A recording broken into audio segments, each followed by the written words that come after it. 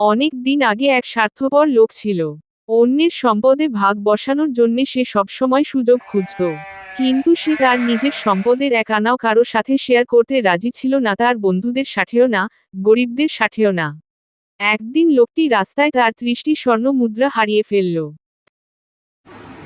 আরে, এটা কি হলো? আমি আমার স্বর্ণ মুদ্রাগুলোকে হারিয়ে ফেললাম। কি হবে? কার কাছ থেকে যে এখন সাহায্যের জন্য যাই? কোথায় যে গেলে আমি একটু সাহায্যের মানুষ পাবো? কে যে আমায় উপকার করবে এগুলো খুঁজে দেওয়ার জন্য? উহ, এক বন্ধু তার এই স্বর্ণমুদ্রা হারানোর কথা শুনল। সে আবার ছিল খুব দয়ালু একজন মানুষ। আরে ভাই রমেশ, তুমি এইভাবে কাঁদছো কেন মাটিতে গড়িয়ে? কি হয়েছে তোমার? আমাকে সবটা খুলে বলো ভাই। আমিই তো তোমার সব থেকে ভালো বন্ধু। দেখো না, আজ আমি রাস্তা দিয়ে হেঁটে যাচ্ছিলাম, আর আমার 30টা স্বর্ণ মুদ্রা সহ একটা থলে রাস্তার মাঝখানে কোথায় যে পড়ে গেল। একদম চিন্তা করো না, দেখো, তুমি আমাকে বলো কোন জায়গাটাতে ফেলেছিলে, আর সব ঘটনা আমাকে খুলে বলো ভালোভাবে।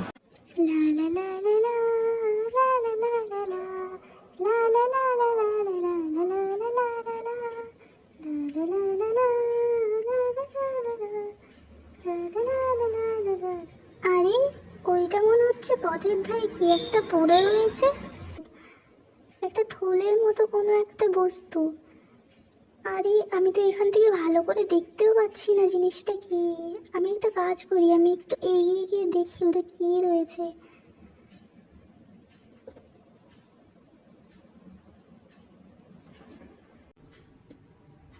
আরে ময়না, তখন থেকে ডাকাডাকি করছো কেন? আমি বাইরে বাগানের গাছটাতে জল দিচ্ছিলাম, তাই আসতে একটু দেরি হয়ে গেল। কি হয়েছে এখন বলো। বাবা, আমি রাস্তার ধার দিয়ে যাচ্ছিলাম আর এই জিনিসটা আমি কুড়িয়ে পেয়েছি। এটা দেখে বলো তো এটা কি জিনিস? আমি বুঝতে পারছি না, তোমাকে দেখানোর জন্য আমি নিয়ে এলাম সাথে করে। আচ্ছা, আমি দেখে বলছি। মনে হচ্ছে তো এগুলো কোনো সোনার মুদ্রা। আমার মনে হয় এইটা সেই মুদ্রা যেটা আমার বন্ধু রমেশ হারিয়ে ফেলেছিল পথের ধারে। সে বড়ই চিন্তিত ছিল এগুলো হারিয়ে, আমি ওকে এগুলো ফিরিয়ে আসছি। এইভাবে ঘটনাক্রমে বন্ধুটির মেয়ে রাস্তায় এই 30টি স্বর্ণমুদ্রা কুড়িয়ে পেল। তার বন্ধু যখন তাকে সব কথা জানায়, লোভী লোকটি তখনই মনে মনে ফন্দি আঁটে তাকে বিপদে ফেলার।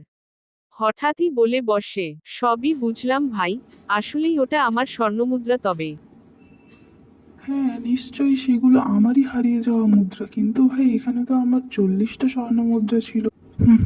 এটাই সুযোগ, এই সুযোগটাকে কাজে লাগাতে হবে। তার এমন অসংযত কথা শুনে ভালো লোকটি রাগে ফেটে পড়ল।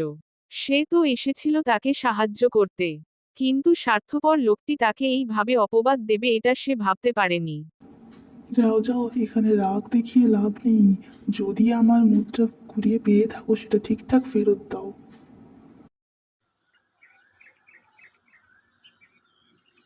লোভী ব্যক্তিটি পরদিন সকালে তার এই মিথ্যা অভিযোগ জানাতে গেল এই গ্রামের জমিদার গিন্নির কাছে। জমিদারের বয়স হওয়ার এখন জমিদার গিন্নিই গ্রামের প্রধান। এই গ্রামের ভালো মন্দ সব দিক এখন তিনিই দেখেন। লোভী স্বার্থপর লোকটি চালাকি করে সব কথা তাকে জানায়। আর জানায় তিনি যেন এই বিষয়ে সঠিক বিচার করেন। জমিদার গিন্নি তার অভিযোগ মন দিয়ে শুনল এবং সেই বাবা ও তার মেয়েকে ডেকে পাঠালো। গিন্নিমা, আমি সত্যি কথাই বলছি, ওখানে 30টা স্বর্ণ মুদ্রাই ছিল। হ্যাঁ গিন্নিমা, বাড়িতে ফেরার পর আমি নিজে হাতে গুনে দেখেছিলাম, আমাদের কথা বিশ্বাস করুন। জমিদার গিন্নি ছিলেন খুবই বুদ্ধিমতী ও ন্যায়পরায়ণ। তিনি খুব মন দিয়ে দুই তরফের কথা শুনলেন।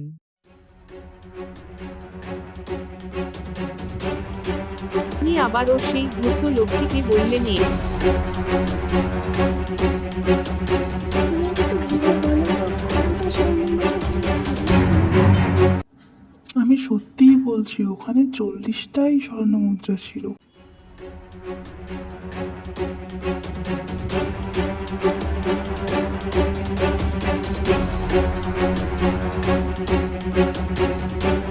জমিদার গিন্নি বুঝতে পারেন এর মধ্যে কিছু রহস্য আছে। তিনি বুদ্ধি করে বললেন যে মেয়েটি যে মুদ্রা কুড়িয়ে পেয়েছে সেগুলো তার নয়, কারণ মেয়েটি পেয়েছে 30টি মুদ্রা। কিন্তু সে হারিয়েছে 40টি মুদ্রা। সে মেয়েটিকে এই মুদ্রাগুলো তার সাথে নিয়ে চলে যেতে বলল। এবং জানালো যে যদি কেউ জানায় যে 30টি মুদ্রা হারিয়েছে তবে তাকে আবার ডেকে পাঠাবে। সে এখন ও মিথ্যা কথা সাজিয়ে বলতে থাকল। ইতিমধ্যে লোভী ব্যক্তিটি বুঝতে পারল তার লোভের কারণে সে সব হারাতে বসেছে। সেই মুহূর্তে সাথে সাথে স্বার্থপর লোকটি স্বীকার করল যে সে মিথ্যা বলেছিল এবং আসলে সে 30টি স্বর্ণমুদ্রাই হারিয়েছে। তাই তাকে সেগুলো ফিরিয়ে দেয়া হোক। সে কাকুতি মিনতি করতে থাকল কিন্তু বিচারক তার কোনো কথাই শুনল না। এই জন্যই বলে অতি লোভ ভালো না।